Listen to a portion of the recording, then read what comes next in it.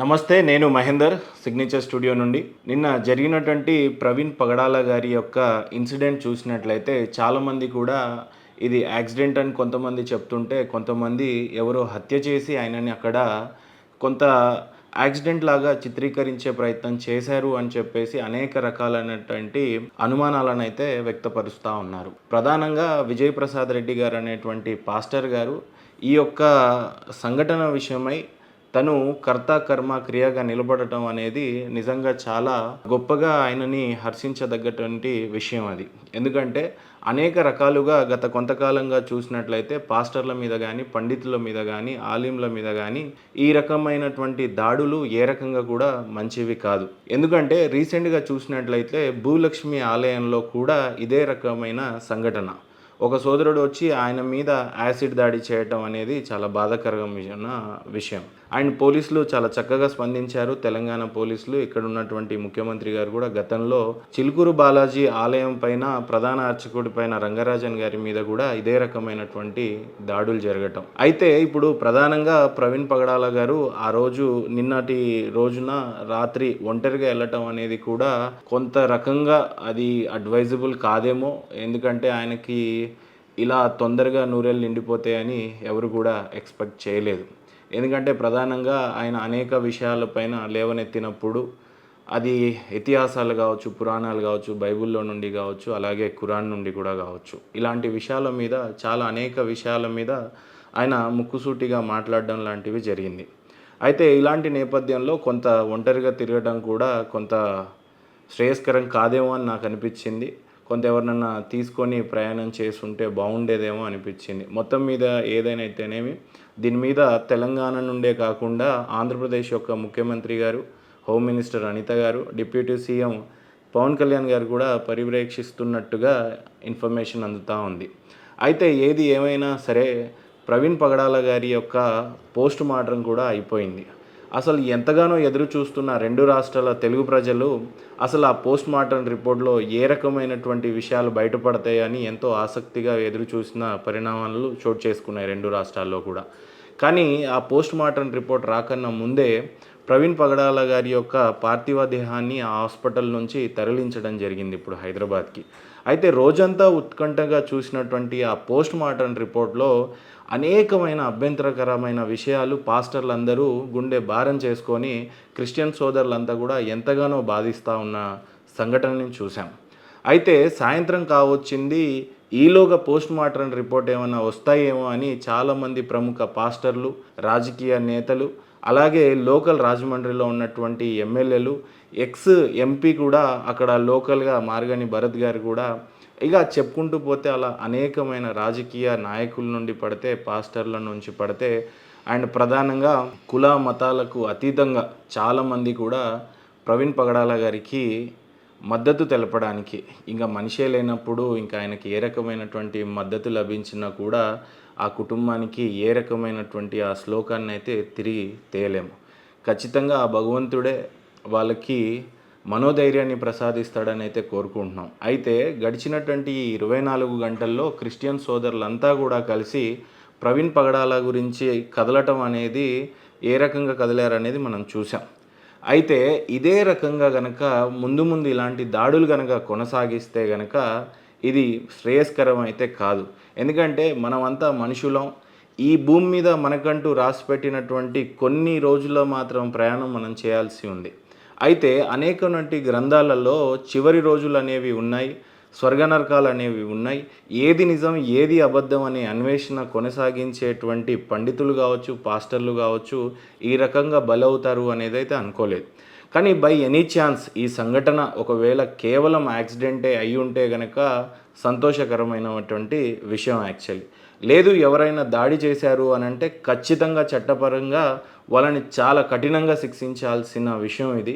ఎందుకంటే చాలామంది క్రిస్టియన్ సోదరులు ప్రవీణ్ పగడాల గారు ఏదో జ్ఞానవంతుడు, చాలా చక్కటి పాస్టరు. అంతేకాదు మంచి యంగ్ ఎంటర్‌ప్రెన్యూర్ కూడా బిజినెస్‌లో కూడా అనేకమైనటువంటి మంచి మైల్‌స్టోన్‌ని ఆయన టచ్ చేశారని చెప్పేసి ఆయన గురించి ఇప్పుడిప్పుడే తెలుసుకునే ప్రయత్నం చేశాము. ఇప్పుడు ప్రవీణ్ పగడాల గారి విషయాన్ని చూస్తూ కొంతమంది పాస్టర్‌లకు గానీ, లేదా ఇంకా అనేక మిత్రులకు ఇచ్చే అడ్వైస్ ఏంటి అనంటే, ఎప్పుడన్నా నైట్‌కి బయలుదేరుతున్నప్పుడు ఒంటరిగా బయలుదేరడం అనేది నిజంగానే చాలా బాధాకరమైన విషయం.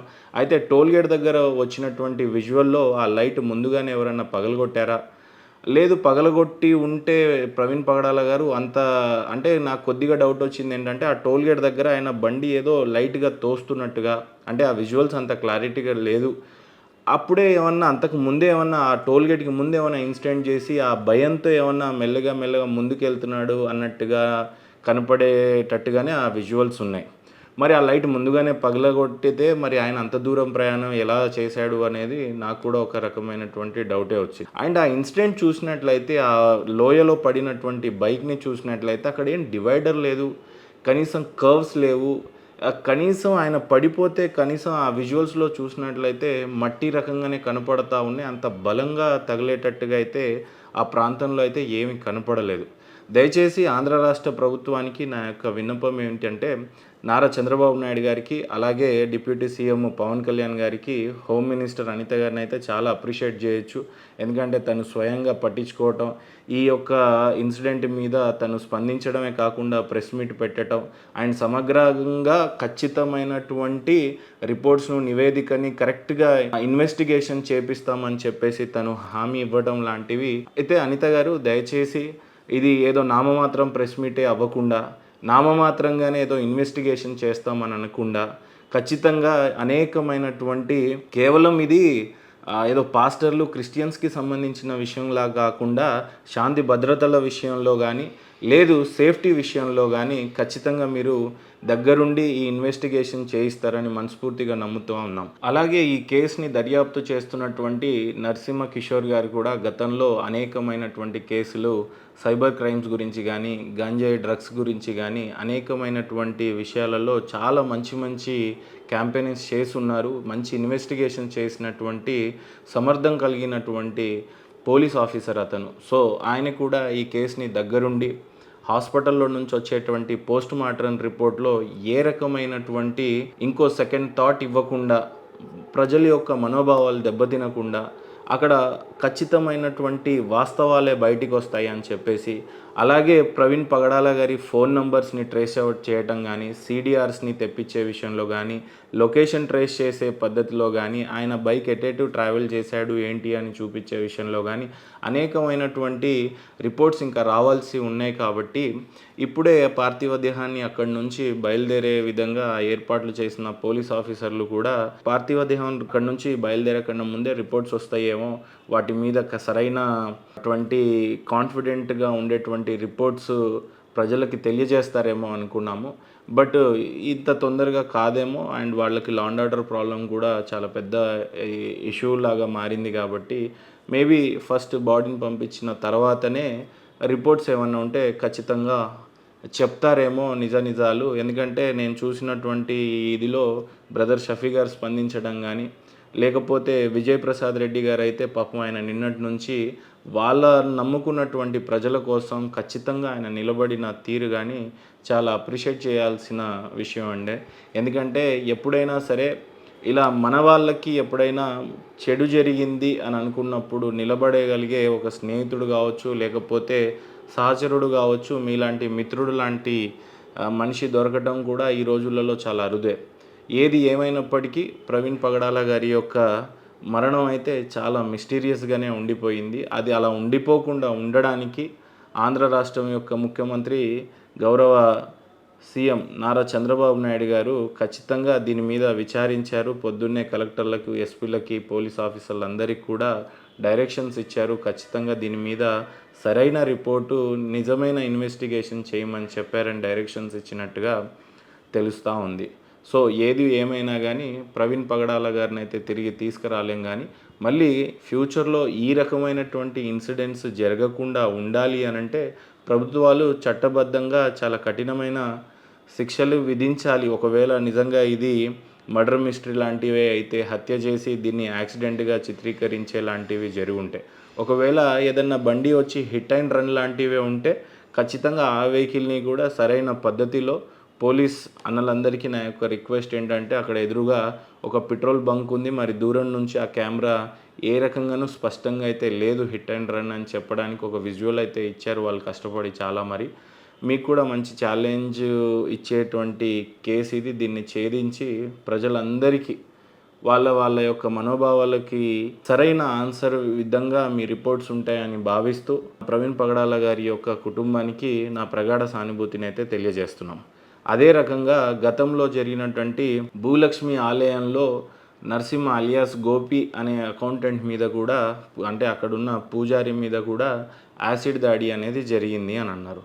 అందులో A1ని అరెస్ట్ చేయగా A2 జస్ట్ 2000 రూపీస్ ఇచ్చి ఆ యాసిడ్ దాడికి ప్రలోభపెట్టాడు అనేది మా దృష్టికి వచ్చింది, పేపర్లలో వచ్చింది. A1ని అరెస్ట్ చేశారు. అయితే అక్కడ సైదాబాద్ ఏసీపీ కానీ, ఎస్ఐ కానీ, సిఐ కానీ చాలా చక్కగా చేశారు ఈ కేసుని, లా అండ్ ఆర్డర్కి ఇంత భంగం కాకుండా. సో అదే రీతిలో ఈ కేసు కూడా చేస్తారు అని చెప్పేసి మనస్ఫూర్తిగా భావిస్తూ థ్యాంక్ యూ.